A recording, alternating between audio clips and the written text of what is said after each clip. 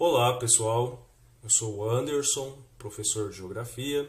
Vamos dar continuidade aí ao estudo do mundo urbano. Na aula de hoje nós vamos falar aí dos problemas sociais do mundo urbano, ou seja, os problemas sociais das cidades. O conteúdo da aula de hoje ele pode ser encontrado na apostila 2, a partir da página 231. Nós vamos primeiro realizar uma pequena revisão do que a gente estudou na aula passada. Vamos resolver 3 testes e aí vamos iniciar no tema da aula de hoje, que são os problemas sociais, certo? Vamos relembrar um pouco o que a gente aprendeu na última aula. Na última aula o tema era a hierarquia urbana no Brasil. A gente aprendeu que a REGIC, que é uma publicação do IBGE, Região de Influência das Cidades, ela divide aí, as cidades brasileiras em um agrupamento. Algumas cidades são metrópoles, outras são capital regional, centro subregional, centros de zona e centro local. E aí tem as subdivisões, a metrópole nacional, metrópole, a grande metrópole nacional, aí tem a capital regional A, B e C, e assim sucessivamente aí também tem as outras subdivisões, como a gente pode verificar aqui, nessa legenda aqui no canto esquerdo, certo? Então a nossa aula da semana passada se resumiu aí à publicação da REGIC, Nós estudamos a influência desses centros urbanos, certo? Agora vamos fazer o teste, a partir da página 231. Vamos ler o que está se pedindo aí no teste número 1. Leia o texto a seguir. O sítio urbano de São Paulo constitui uma magnífica exceção no conjunto dos minguados espaços das regiões serranas do sudeste do Brasil. Temos aqui uma bacia sedimentar no Planalto, cortada pelo rio Tietê e cercada de colinas, uma expressiva vocação para a urbanização.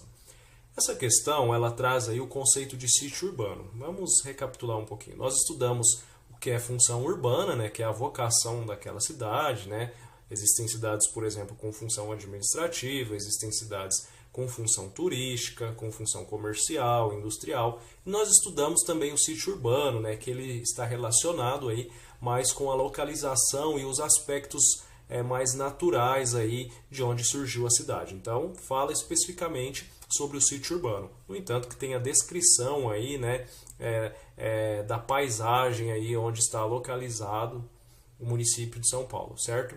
Então, segundo o texto, é correto afirmar que o sítio urbano na cidade de São Paulo.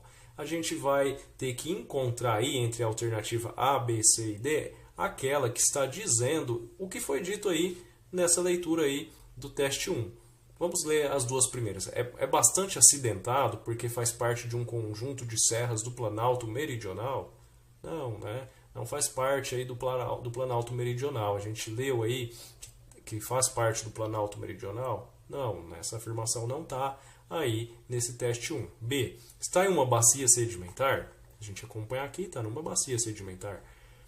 Que cobre os terrenos planálticos da região sudeste?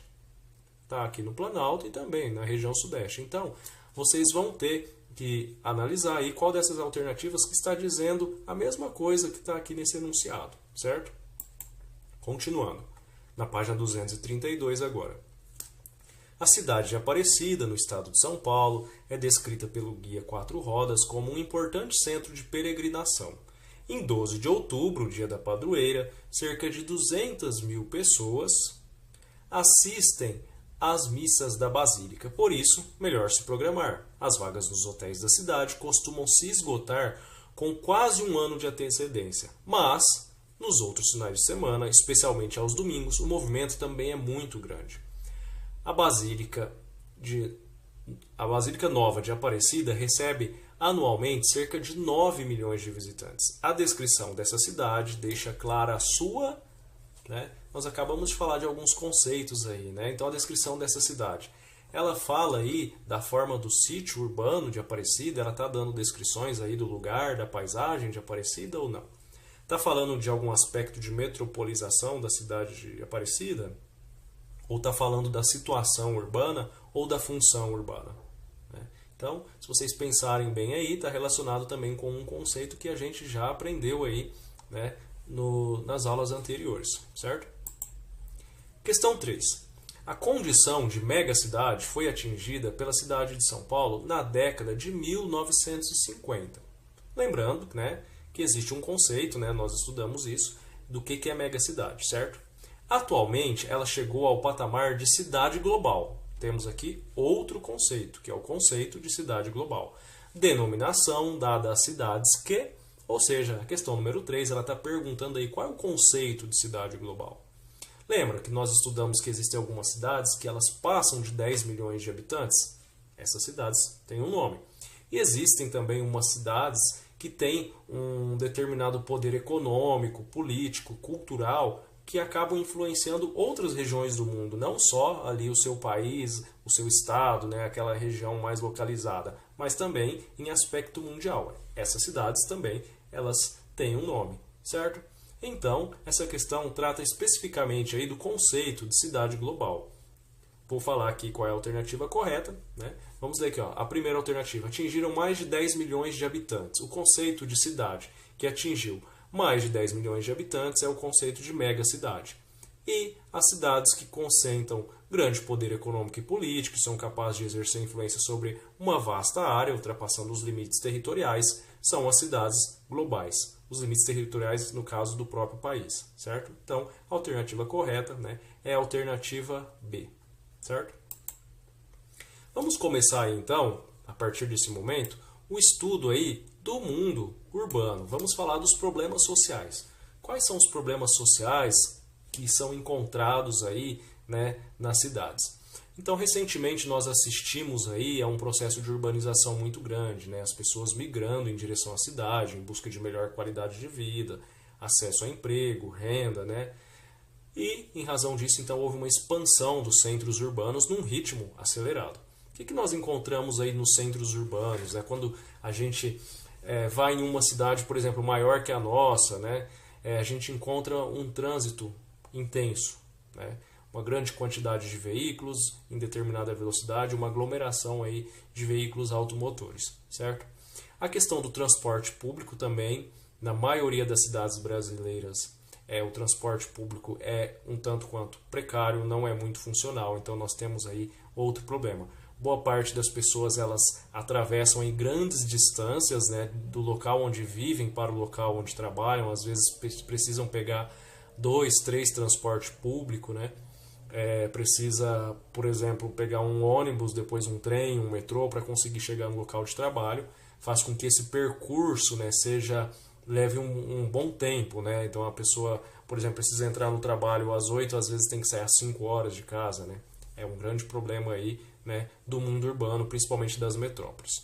Também a falta de área de lazer e convívio social. Nas grandes metrópoles, essas áreas aí são escassas, né? Isso faz com que ocorra o quê? A deterioração aí das relações humanas, porque esses espaços são espaços de convivência, né? De interação entre as pessoas. Se eles são poucos, né? Então haverá aí uma menor interação, uma menor socialização. Isso vai fragilizar as relações humanas. E para a gente compreender o espaço, né, geográfico aí, do mundo urbano, a gente tem que compreender o que? O uso que as pessoas fazem desse espaço, né?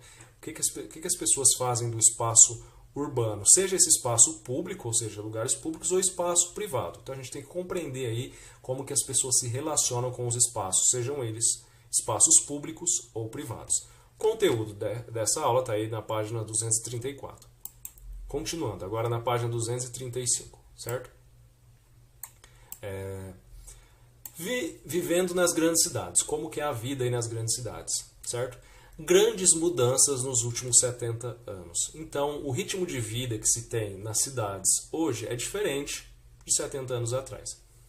Talvez 70 anos atrás as crianças ainda brincassem na rua, o trânsito não fosse tão intenso, né? Talvez a criminalidade, né, não fosse a mesma dos dias atuais. A paisagem certamente era diferente, né? Não se tinha também tantos edifícios como se tem hoje, né? A verticalização das cidades, ou seja, a construção de prédios.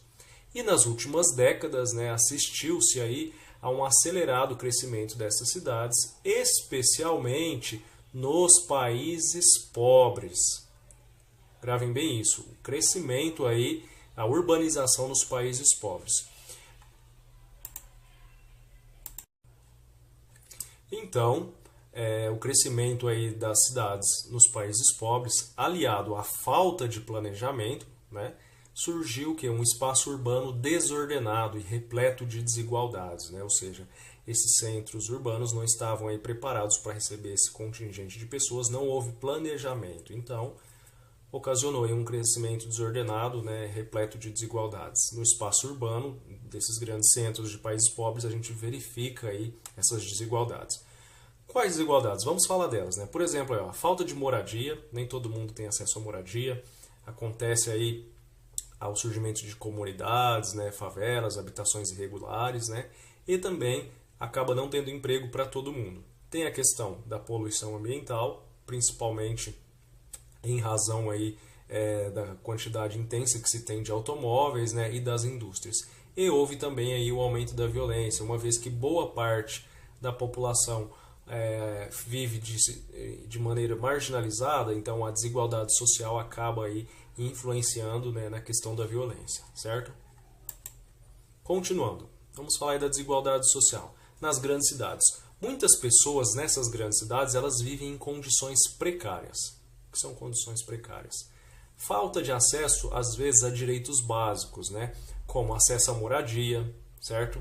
São pessoas que vivem aí em situação de desemprego, não têm acesso à rede de esgoto e água tratada, falta de oportunidade de estudo, convivem muitas vezes com a fome. Então são pessoas aí excluídas, né? Impedidas de exercer plenamente a sua cidadania.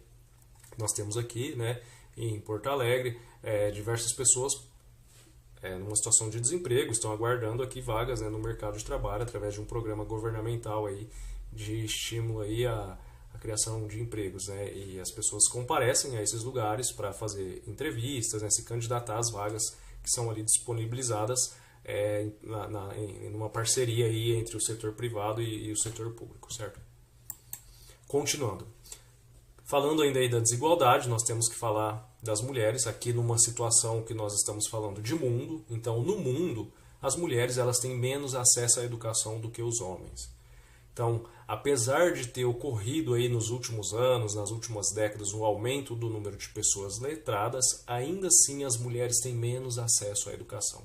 Segundo a Unesco, em 2016, né, havia aí 774 milhões de adultos sem saber ler. Desses 774 milhões de adultos que não sabem ler, 64% são mulheres, ou seja, 495 milhões de pessoas dessas 774 são mulheres. Em que local que essa situação ela é mais intensa? Né? Na África subsaariana, né, abaixo ali do deserto do Saara, no sul e oeste da Ásia, certo? No Brasil, nós temos aí uma situação um pouco inversa. Há uma discreta diferença aí.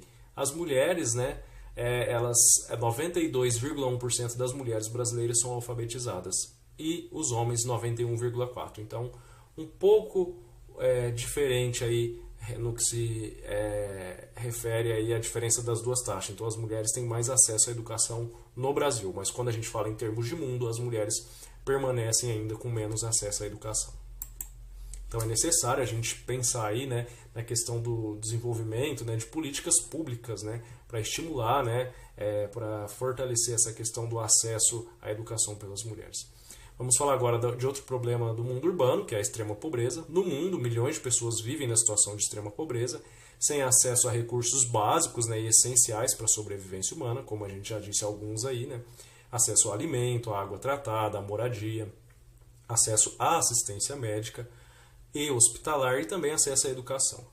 Nas cidades a gente consegue observar como que a desigualdade social é marcante, né, no espaço urbano. Andando pelas ruas das cidades a gente verifica aí, né, essa questão da desigualdade. Nós podemos, por exemplo, andando por um centro urbano, numa região central, nós podemos verificar pessoas de diversas classes sociais, nós podemos encontrar pessoas em situações de rua, pessoas trabalhando, né, pessoas fazendo turismo. Então, a desigualdade, né, socioeconômica é muito grande e ela é muito evidente no espaço urbano.